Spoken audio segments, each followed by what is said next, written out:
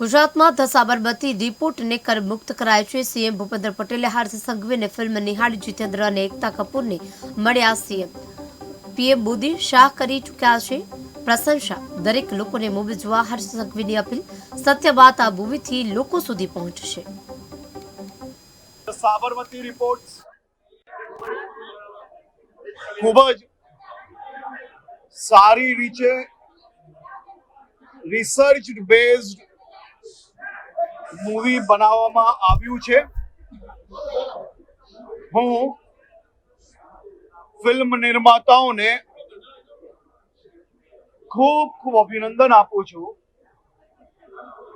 જેમને સચ્ચાઈ બહાર લાવવા માટે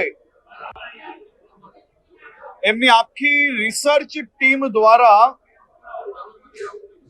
સાચા અર્થમાં ગ્રાઉન્ડ ઝીરો પર રિસર્ચ કરવામાં આવ્યું અને દેશના ખૂણે ખૂણે આ સાચી માહિતી, સાચી હકીકતો પહોંચાડવા માટે આ પ્રયાસ એમનો ખૂબ જ સારો છે।